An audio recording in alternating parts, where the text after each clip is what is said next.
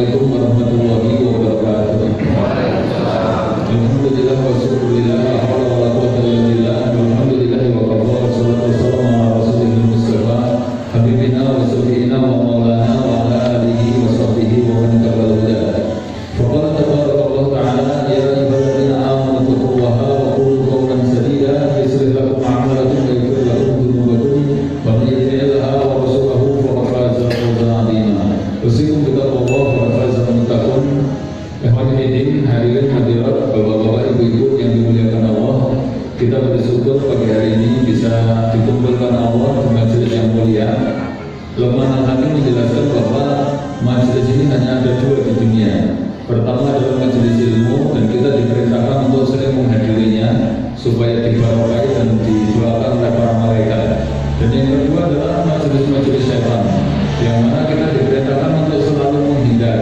Karena kalau kita berilmu, kata beliau, ilmu kita nggak manfaat. Kalau kita bodoh, kita tidak akan dibimbing, diajari, justru malah dibodoh-bodohi. Kemudian juga kalau majelis itu mendapat laknat dari Allah, kita kena laknatnya. Maka Ibnu Taimiyah mengatakan siapa yang bergabung di majelis ilmu, maka dia akan dihindarkan di majelis syaitan. Malam yang berhak ibtalahum bikufril batil. Siapa yang menolak untuk diberi kebaikan, maka dihukum oleh Allah untuk menerima kebatilan. Maka kumpulnya di majelis ilmu sebagai tanda bahwa kita ini dicintai oleh Allah. Karena Nabi menjelaskan Allah itu kalau senang sama hambanya, tandanya ada dua. Inna min almati mahabbatu rabbihi isbaruhu fi ta'atihi wa isbaruhu fi ilmu syar'i. Tanda kalau Allah itu senang sama hambanya, maka hamba itu disibukkan dengan ketaatan, dan hamba itu disibukkan dengan ilmu agama. Maka kebalikannya, tanda kalau Allah itu berpaling dari hambanya, itu Nabi mengatakan wa inna min alamati aradu rabbihi. Tanda kalau Allah itu berpaling dari hambanya, isbaruhu malayani. Hamba itu disibukkan dengan hal-hal yang tidak bermanfaat, hal yang mubadir, hal yang sia-sia. Maka ukuran kualitas amal seseorang, Nabi mengatakan diukur dari sejauh mana dia meninggalkan hal-hal yang sia-sia itu tadi. Min husnil islamil mar'i tarkuhu ma la ya'ni. Tanda baiknya Islam seseorang diukur dari sejauh mana dia meninggalkan yang mubadir. Padahal banyak perkara yang mubadir, banyak majelis yang mubadir di muka bumi ini, banyak kegiatan-kegiatan yang mubadir. Cuma antum lihat orang-orang yang tidak punya iman, hidupnya itu cuman keruntung, dolan-dolan, mencer-mencer, malor ngidul. Itu banyak perkara yang mubadir. Jauh-jauh dari Solo ke Tawangmangu, makan-makan, ngekek, cerita-cerita. Habis itu mulai astagfirullah, hidup ya cuma kayak gitu, makan, dolan-dolan, seneng. Terus habis itu tidur, makan lagi. Allah gambarkan pola hidupnya kalau model-model kayak gitu. Orang-orang yang gak punya iman itu seperti binatang saja. Artinya cuma makan-makan seneng-seneng kayak orang kafir itu. Allah mengatakan innal ladzina kafaru yatamatta'un wa yaqulun. Orang kafir itu pekerjaannya cuma dua itu, makan-makan, seneng-seneng, nuruti syahwat. Kama ta'kulul an'am, sebagaimana seneng-senengnya binatang ternak. Benar maswalahu, nanti neraka itu tempat kembalinya. Cuma Allah, maka kita bersyukur betul di pagi hari ini bisa bermajelis ketemu dengan saudara muslim. Kita diberi kebahagiaan, diberi ketenangan jiwa kita, termasuk juga kita diberi kesehatan. Dan ini bagian dari rezeki yang besar, yaitu kita diberi kesehatan, diberi jiwa yang tenang, dan dicukupi kebutuhan kita di hari itu. Nabi menjelaskan kalau tiga ini ada pada diri kita, maka dunia itu sudah di tangan kita. Imam Syafi'i mengatakan idalah qalban qani'an.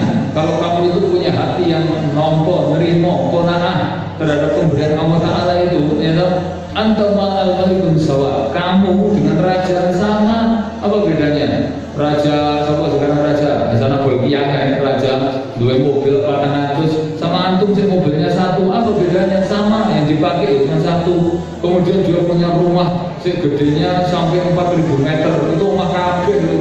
Kamar mandinya aja 8 kilo. Saya bayangkan kamar mandi kok 8 memang nek tipis iso bareng kamar mandi 8 ditipisi kabeh kan ya ora. Itu orang asli itu saya sugih, saya kasih mubadir Pak. Antum lihat orang itu semakin banyak hartanya, itu semakin banyak rahimahullah. Karena tema kita berkaitan dengan iman dan kita baru bahas syukur tadi, saya ingat ada nasihat dari Ibnu Qayyim al-Jauziyah tentang iman ini merupakan usul nikmat. Nikmat yang paling usul, nikmat yang paling inti. Tapi kenapa orang-orang itu jarang mensyukuri nikmat itu? Itu kalau kata Imam Hasan al-Basri, ada 3 penyebab orang itu susah bersyukur. Pertama adalah ta'udul masail. Dia itu suka fokus memikirkan keburukan. Jadi kenikmatan sebanyak apapun nggak pernah disyukuri karena fokus pikirannya itu kepada yang menyusahkan dia. Contoh, misalnya jempol kejepit, itu dipikir jempolnya terus dulu. Padahal driji liane kan ada 20. Apa dipikir liane itu kan driji somolas itu masih utuh. Tapi pikirannya bersiji ya, akhirnya nggak pernah bersyukur. Misalnya enek jerawat sitok itu aja, itu bisa dipikir jerawatnya terus. Padahal hidungnya ya utuh, mata ya utuh, telinga ya utuh. Buat dirinya tuh mata, hidung semua masih utuh. Bergara-gara jerawat aja terus akar pagi atau kok mengarap pocok, yang mengarap pengiran terus bersair, wahai jerawat, kenapa kamu di situ? Sejak kamu di situ, saya guru apa itu ngomong bersair aneh-aneh ngomongin. Betul dugi kan ada pertama, punten saya izin lagi sakit apa, izin sampai jerawat. Penyebab terjadinya penyebab kenapa kita ini susah bersyukur kata Imam Hasan al-Basri itu yang kedua karena yaro alaman fauqahu min dunia. Dia suka nonton orang yang lebih tinggi kaitan dunia, makanya susah bersyukur. Saya tuh punya Mega Pro, punya NMAX. Kemarin gara-gara keliru aku parkir pas ngisi tahu itu tak parkir jajar NMAX itu anyar terus tak mati ngono. Bagi modelnya tombolnya gitu anu meh terpengaruh aku ya dong. Oh aku keliru parkir kudune parkir lagi nang ngojek motor elek-elek ngono kae dadi bahasan tak foto ngono iki ketok terus api dhewe ngono iki.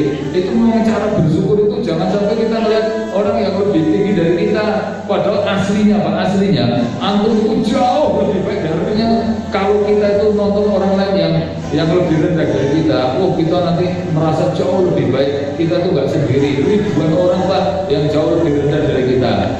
Awalnya kita rahmatullah. Nah, yang ketiga ini penyebabnya ini. Kenapa orang itu nggak bersyukur? Ini yang pengen kita kaji. Kenapa? La yafamu nikmat. Atau dalam kitabnya beliau mengatakan yunsi nikmat Rabbi. Dia itu lupa dan nggak paham terhadap nikmat Rabbnya. Jadi kenapa nggak bersyukur? Orang paham ini untuk nikmat. Jadi perasaan ini nikmat itu harus dipangan, digunakan. Dia punya rumah bagus, punya kendaraan bagus, itu dianggapnya rezeki. Rezeki itu perasaannya sejuta oke itu toh. Dia nggak paham kalau nikmat iman itu merupakan akdomu nikmat atau usul nikmat itu.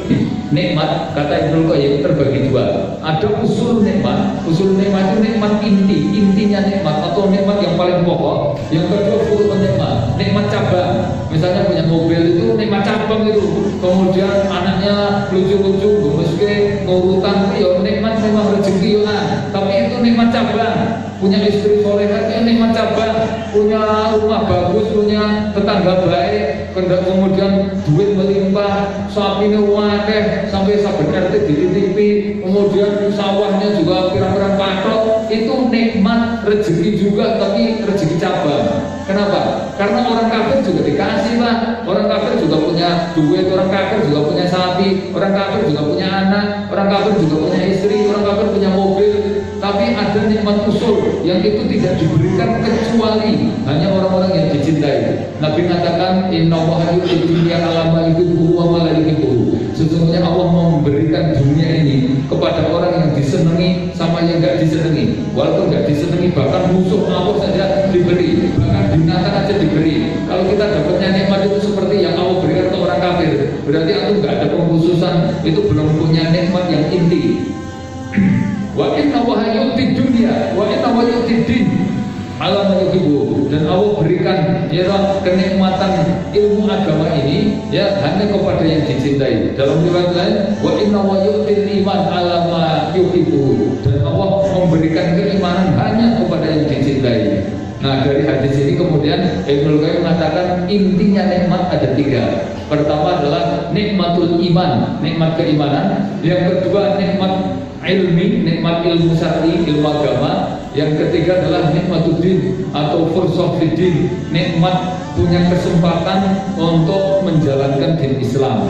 Fursah itu kesempatan atau waktu. Itu intinya nikmat, Pak. Nikmat iman yang pertama, intinya nikmat. Kenapa? Kenapa iman menjadi intinya nikmat? Sekarang gini, hidup manusia itu Pak ya, itu kan mesti enek susah, enek rapi naik. Ya, coba antum cek, orang tengah dunia mesti enek rapi naik, enek susah, enek sing nyebeli, enek sing nyusahi. Tapi itu nggak berlaku bagi orang beriman. Orang itu kalau beriman, orang enek susah. Orang itu kalau beriman rana LA kabeh dadi api.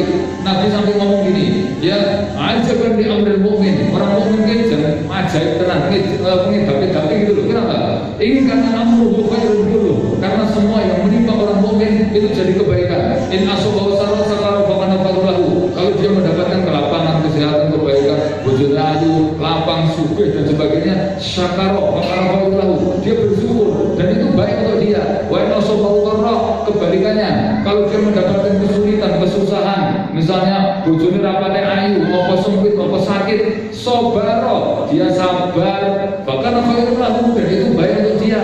Sabar mengantar kepada surga. Bahkan aku ngerti Pak, sabar itu satu-satunya amalan yang pahalanya nggak pakai dihitung, saking banyaknya. Allah mengatakan innama yuwaffawna sabirun ajrahum bighairi hisab. Sesungguhnya Allah akan memberikan pahala sabar sudah tanpa ada hitungan, nggak ada batasnya. Karena ukurannya sabar itu hanya Allah yang tahu tuh Pak. Kayak gitu kok kemudian nggak jadi baik. Apa yang bikin susah? Misalnya bojone elek bersabar, bojone api bersyukur, selanang di bojo ayu bersyukur, sing wedok bojone rapate ganteng sabar. Sabar sama syukur mengantar kepada surga. Sugih ya kesempatan bisa borong pahala bersyukur, melarat sabar. Sabar itu masuk surganya lebih dulu. Orang melarat yang sabar itu masuk surganya lebih dulu daripada orang kaya. Makanya Allah ngasih tahu gini, ya toh, apakah kamu kira ya toh, kalau orang itu diberi kekayaan terus baik? Belum tentu Pak. Allah mengatakan fa'amal insan tidak mau kalau rabbuhu fa'akramahu wa na'amahu fa yaqulu rabbi akraman. Orang itu pikirannya mesti gini. Orang itu diberi kekayaan, ya toh, dia mengatakan rabbi akraman. Oh, orang itu hebat, sugih, penak ya. Kemudian fa'ama idza mabtalahu faqadara 'alaihi rizqah. Tapi kalau dia diuji, dikurangi rezekinya, dia miskin, fa yaqulu rabbi ahanan. Dia mengatakan wah nenes ini ngelamar tak ditompoki, nenes ya toh. Tapi Allah mengatakan kalah, orang menungui, belum tentu orang kaya terus mulia dan orang miskin terus terhina. Banyak orang kaya malah terhina dan banyak orang miskin malah mulia, tergantung sikapnya.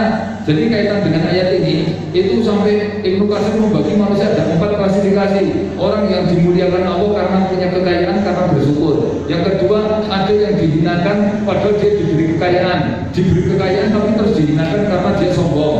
Yang ketiga, orang miskin, yaitu dikurangi rezekinya tapi diangkat derajatnya karena sabar. Nah yang keempat, orang dikurangi rezekinya, miskin, tapi kemudian dia dihinakan oleh Allah karena sombong. Wah itu parah banget, wis melarat sih sombong. Jadi urutannya kalau di 4 klasifikasi, nomor 1 orang kaya yang dimuliakan karena bersyukur. Yang kedua baru orang miskin yang dimuliakan karena sabar. Baru yang ketiga orang kaya yang direndahkan karena sombong. Yang keempat orang miskin direndahkan karena sombong. Nah misalnya kaya sombong sih tetap masuk akal loh, masalah sombong. Ini melarat atau sombong lagi, wah jangan nerokonnya paling nemen gue ini. Makanya urutannya orang kaya bersyukur nomor 1, baru orang miskin sabar. Mungkin kalau dipikir ini foto-foto masuk surga, kenapa orang kaya bersyukur lebih tinggi derajatnya dibanding orang miskin sabar? Padahal orang miskin sabar masuk surganya lebih dulu dibanding orang kaya yang bersyukur. Jadi kompensasinya, kompensasi itu karena dia ngenes di dunia, itu akhirnya dia dimasukkan surga lebih dulu. Tapi derajatnya lebih tinggi orang kaya yang bersyukur. Kenapa? Karena orang kaya itu sabarnya double. Dia bisa borong dosa, bisa booking cewek, tapi dia juga bisa untuk beramal soleh. Tapi dia milih untuk kebaikan, itu kan berat. Yang melarang harus booking apa, orang ada duit. Makanya dia kemudian amalnya itu jauh di bawah orang kaya. Dia mau maksiat orang di duit gitu loh. Mau maksiat dia bayar loh lagi. Harus dangdutan bayar, mau bayar ya itu mlebu neraka bayar, emangnya gratisan. Kalau yang pengen masuk surga bayar mono itu infak mono terus bayar mono pengajian kan guru infak bayar itu yang butuh duit bayar. Emangnya mlebu neraka gratis kok piye? Ini masuk neraka bayar kan terus larang-larang dong. Booking Vanessa Angel kayak 20 juta ya terus apa untuk bojo kayak ngono mahar seperangkat alat sholat. Perangkat sholat kita pikir-pikir masjid atau karpet, perangkat sholatnya dibayar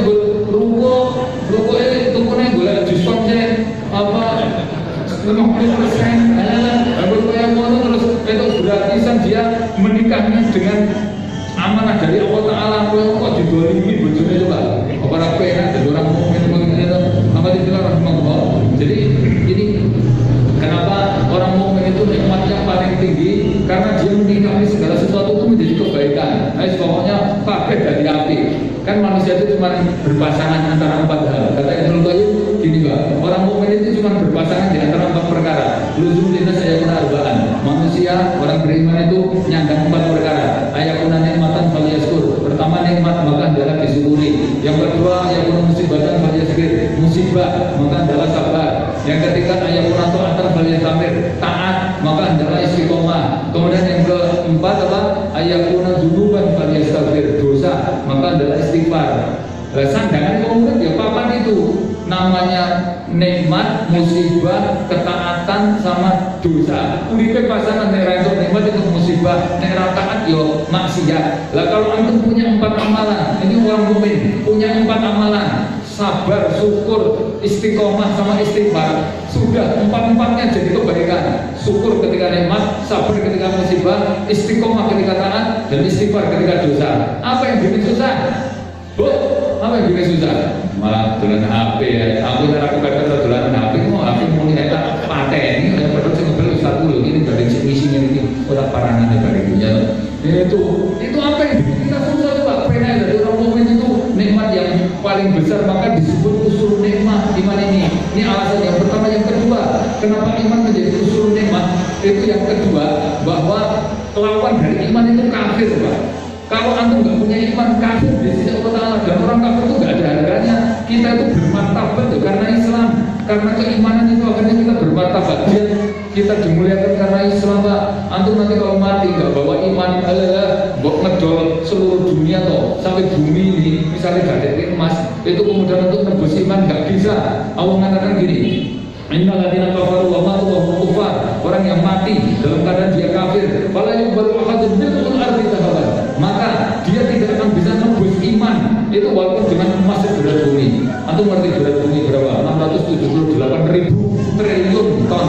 Padahal emas itu ton, sak ton itu 1 miliar, 1 miliar itu 1 juta ton.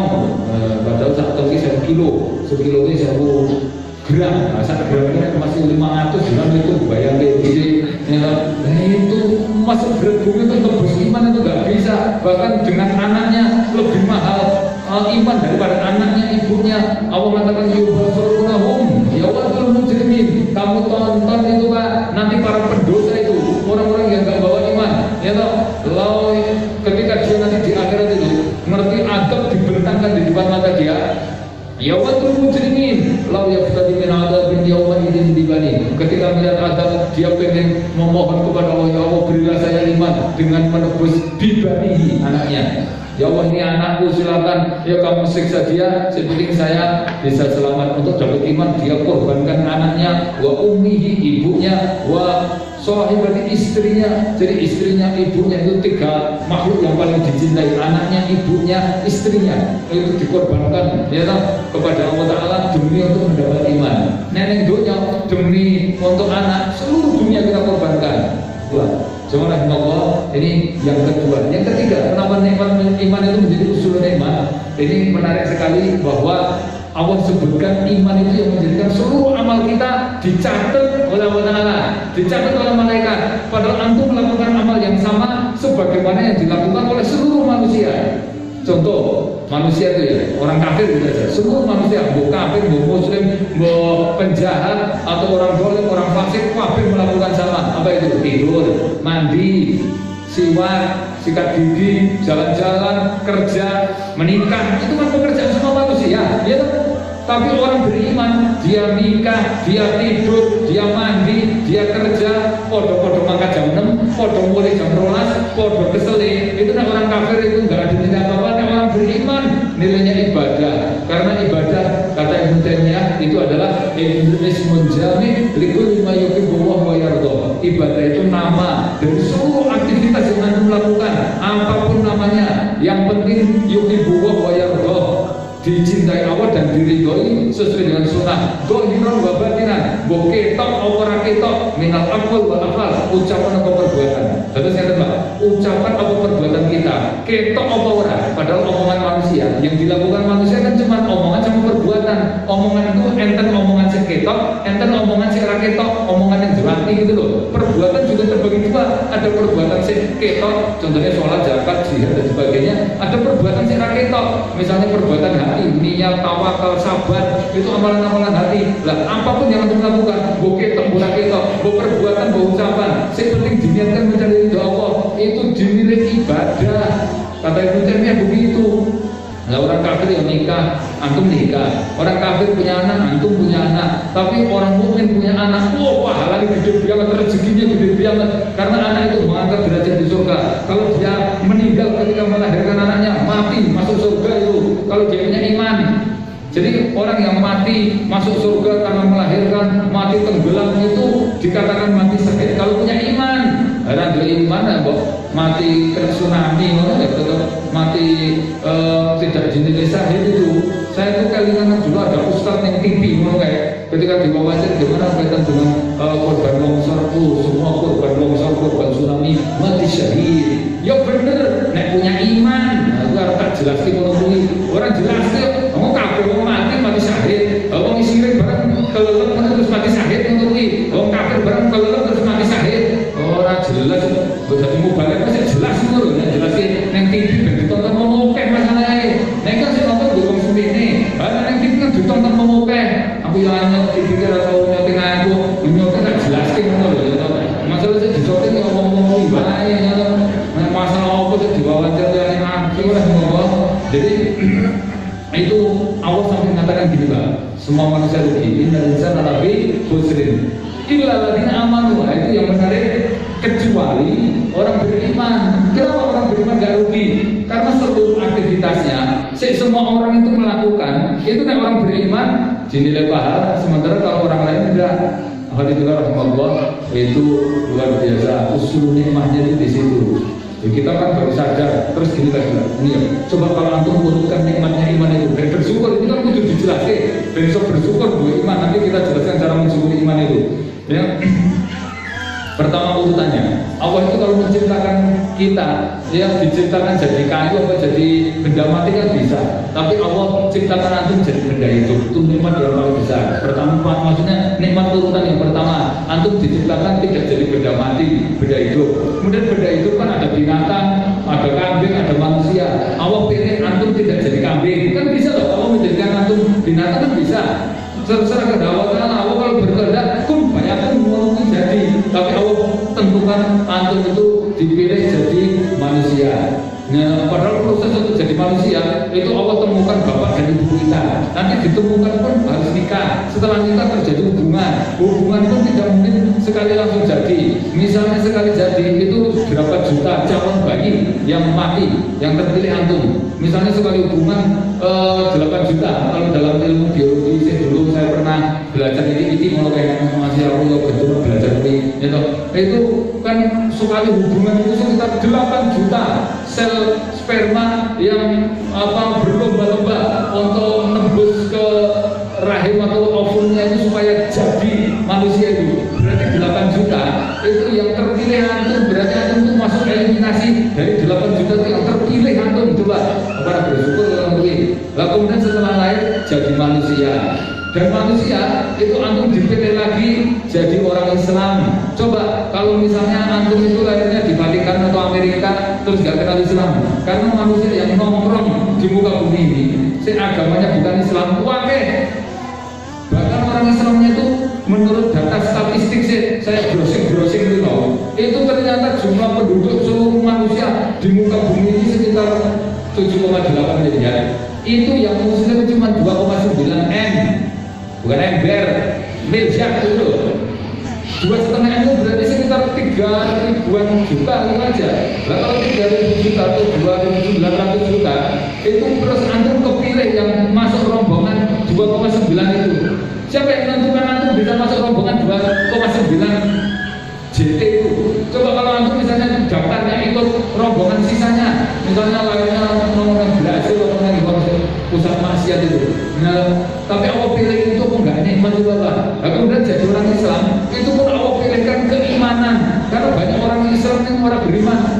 ngaku Islam tapi yo dia nggak beriman pada Allah, nggak beriman pada malaikat, nggak beriman pada hari akhir. Tonggo-tonggo Islam kabeh ini. Surah sholat itu kejauhan berat KTP Islam. Masih saya punya video pas datang mbak, dengan umur pinter mbak itu puluh, terus agama apa mbak kejauhan ini buat nanti daftar lo mbak kejauhan, Islam gitu, ojo Islam mengaku atau sholat, jujur mungkin, tapi rane daftar kejauhan mbak, dia serapok lah tulis Islam, tapi aku Islam loh ya, itu kan berarti dia dikasih nikmat Islam tapi nggak punya iman. Coba iman terus antum hidayah lagi Allah Ta'ala, belum ngaji, jadi aktivis. Coba nikmat apa lagi? Coba antum bayangkan yang misalnya jadi manusia tapi nggak punya iman. Nah sekarang gimana cara bersyukur? Tasrifun nikmah ala toha, menggunakan nikmat yang mau berikan itu untuk ketaatan. Jadi gini Pak, ya kalau kita sudah diberi kenikmatan sebesar ini, kenikmatan iman itu sebetulnya nikmat yang lain tadi ada 3 dan tapi karena fokus kita di materi iman, saya ingin sampaikan ya tentang bentuk mensyukuri nikmat ketika kita diberi keimanan kepada Allah Ta'ala. Itu ada 2 hadis yang menjelaskan ya bahwa ini sebagai gambaran keimanan itu tanda yang paling kelihatan. Kata Nabi ada 2. Pertama, sholatnya beres, sholatnya bagus. Karena Allah kalau berikan nikmat yang begitu banyak, nikmat keimanan, nikmat harta, itu perintahnya mesti langsung fasoli gitu. Inna atau inna al-kausar mesti langsung sambungannya fasoli lirabbika wanhar gitu, sholat. Ya, maka Nabi ngasih tahu ini, idza ra'aitumur rajul, kalau kamu melihat ada seorang laki-laki yang ta'ahadu ilal masjid, ya'tadu ilal masjid, atau dia itu wirawiri sering ke masjid atau menegakkan sholatnya, fashhad lahu bil iman, maka saksikan dia imannya bagus, dia betul-betul mensyukuri nikmat keimanannya. Itu yang pertama, cara mensyukurinya dengan apa buahnya mendekat kepada Allah Ta'ala beribadah, terutama ibadah yang paling kelihatan adalah sholat. Karena Nabi mengatakan istaqimu wa inna khairu a'malikum as-sholat. Kata Nabi, pokoknya kamu jaga tenang, karena sebaik-baik amalan yang tertinggi di dalam Islam, amalan dohir yang paling kelihatan itu adalah sholat. Cuma rahmatullah, saya ingin sampaikan nasihat dari Ali bin Abi Thalib tentang satu fil Quran min alamati qubuli sholat. Ada 5 tanda di Al-Quran. Di Al-Quran ini Pak, ada 5 tanda. Kalau antum kena salah satunya, itu tanda kalau sholat antum diterima. Apa itu tandanya? Pertama, orang itu yang sholatnya diterima, tandanya yang pertama, kata Ali bin Abi Thalib itu dia tidak terkena syahwat pornografi. Ada orang kok selingkuh, ada orang senang nonton dangdut, senang nonton maksiat, pokoknya jorok-jorok porno karena pornografi, itu berarti sholatnya rata tombo. Kenapa? Karena syarat diterima sholat Allah mengatakan bahwa membagian kau untuk sholat buat kamu syahwat. Orang itu yang meremehkan sholat maka dia turuti syahwat. Sholatnya bagus maka syahwatnya diperbaiki oleh Allah Ta'ala. Yang kedua, tanda kalau sholat diterima itu apa? Rezekinya bagus. Pokoknya rezekinya bagus. Karena Allah mengatakan waktu Allah di sholat, perintahkan keluarga untuk sholat. Wasqobir aliyah, kamu jaga tenang sholat itu. Kenapa? Nahnu narzuquka, nanti aku cukupi rezekimu. Jadi rezeki yang baik itu hubungannya sangat erat dengan sholat yang baik. Sholatnya nyolot api, itu rezekinya nyolot api lah. Jadi mau ekonomi udah bagus, utang udah siti, kemudian anak semakin baik, bojo semakin solihah, kemudian apalagi pokoknya rezeki yang disebutkan itu jadi gampang. Termasuk untuk punya waktu longgar itu rezeki. Gara-gara sholat waktunya nyolot longgar, iso turuan, iso ngaji akad pagi. Ini adalah wong-wong oke rezeki, kita iso wong sugih, arang iso ini.